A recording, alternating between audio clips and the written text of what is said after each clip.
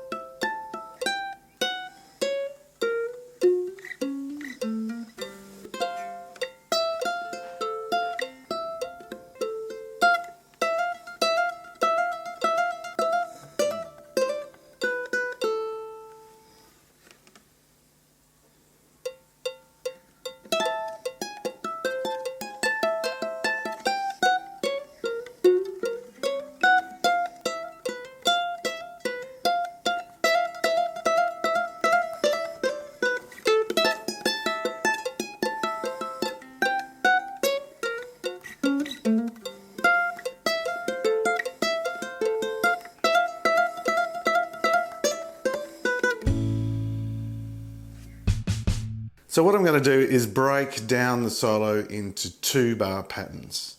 And the first one begins all the way up here. I'm going to use my second finger to bar the bottom 3 strings on the 12th fret. And then I'm taking my first finger and putting that on the 11th fret of the A string. We're not hitting all the 3 strings at the same time. And I recommend using finger style, thumb, first finger, second finger, so that you can get the speed up, because the tempo of this song is quite fast. It's up around 154 BPM. So the first sound we want is that. And then I'm lifting my finger so that the pressure is on this finger here now instead of that one. There's your hinge bar that I've talked about before, thanks to Stu Fuchs. Hinge bar, I think that's a great terminology.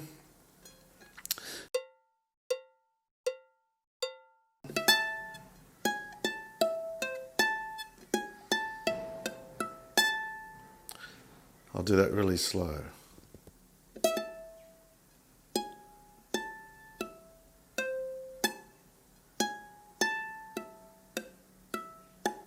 As you can hear, it's quite hard to keep the pressure on the strings when you're this far up the neck. A cutaway would really help.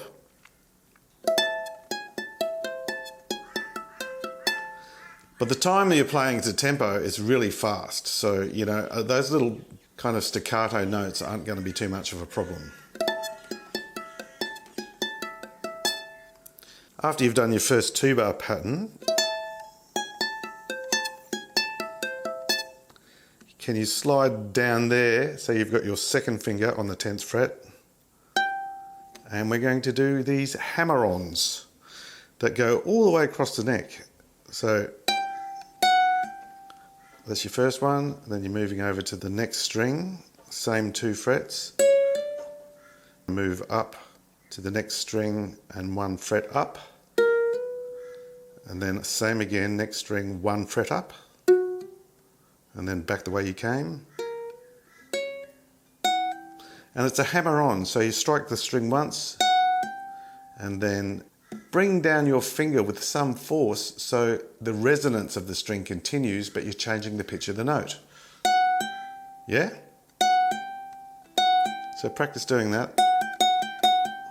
We're going to do some 16th hammer-ons later. First time I've ever even tried anything like that. So So that's your little pattern. You've probably heard that before. I think that's got into quite a few rockabilly solos. And then again, sliding your finger down now to the 8th fret, and this is the next 2-bar pattern.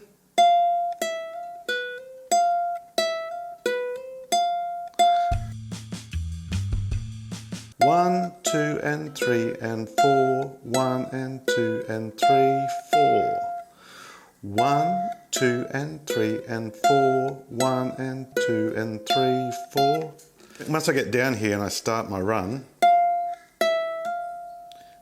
from that point on I'm barring those bottom 2 strings. For a bit of pace, it makes it easier.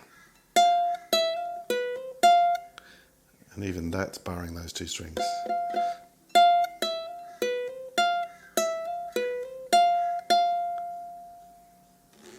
So you see there?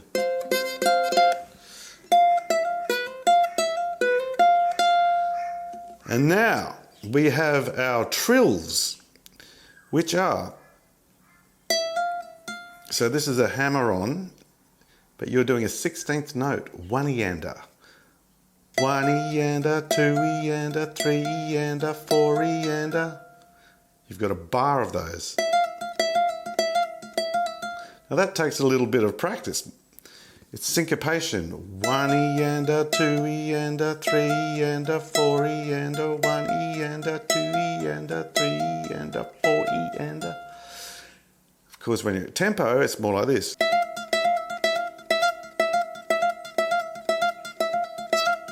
Takes quite a while to get them nice and clean, and I certainly don't have them as clean as I'd like them myself.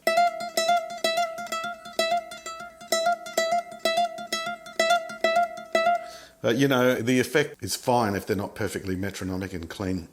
It sounds creepy going between those 2 notes. It's like Jaws, isn't it? How many people have been traumatized by that sound? So you've got that 1 bar of 16th, and then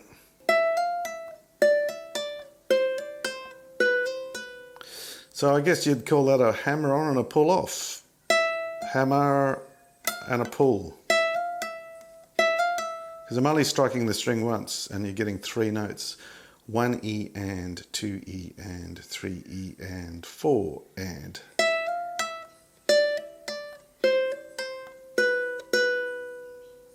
Okay, so that's the first half of the solo. The second half is very similar, but there are some kind of important changes. First of all, this is possibly the hardest thing in the whole solo, is getting to that note from there. So that there is your A note, and it's on the 9th fret of the 3rd string. So that classic 50s sound. So we're coming off this. And getting back there it's no mean feat. How do you aim there? Takes me many times. I mean, you have the option of, instead of playing that note there, you can play this note here. And maybe use that finger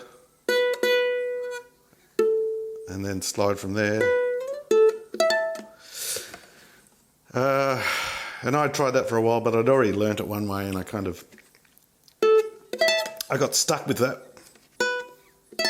What I practiced in order to make it happen for me was going from that note there and aiming for here and that at the same time. So, they're the notes you're playing.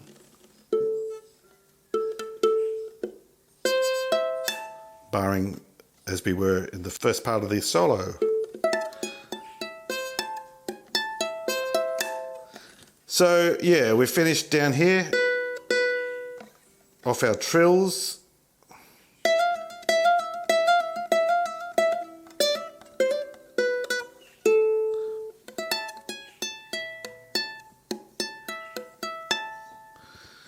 And then we're back into this thing again.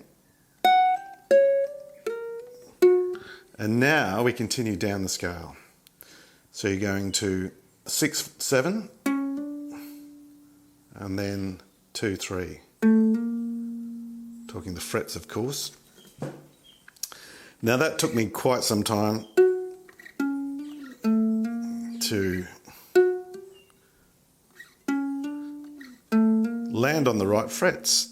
And the way I thought of it was dot, and then another dot for this finger, and then another dot.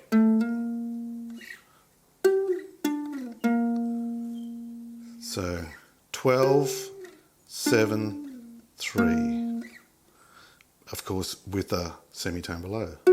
And then you finish on the G. After that, the next 2-bar pattern is this. We have an F major shape. The notes are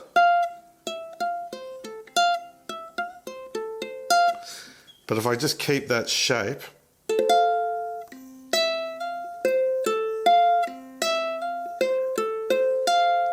and just slide down to get that semitone, then it's probably the cleanest. Because I want to get that, what do we call that? The 50s brat. There must be a name for that. I don't know what it is, a row? No. One of those.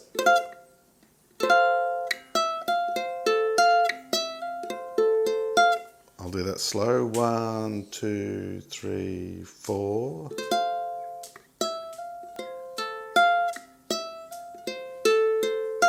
And again, 1, 2, 3, 4.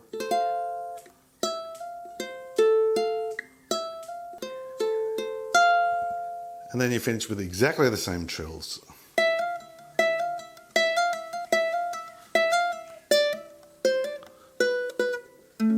If you're quick enough, you'll get an A chord in there, because that's the next part of the song. I'm walking in the rain.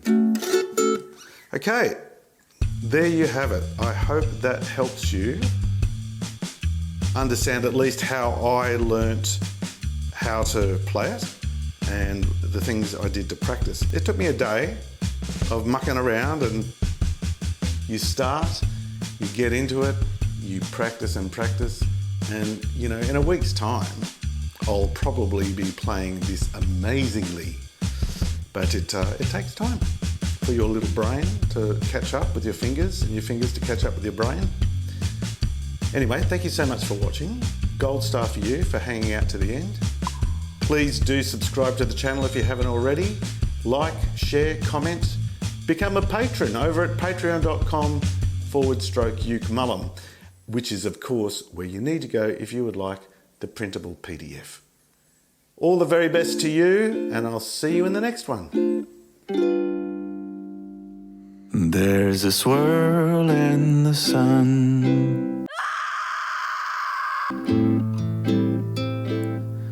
and a swirl in the sky. There's a smile on the face of everybody passing by.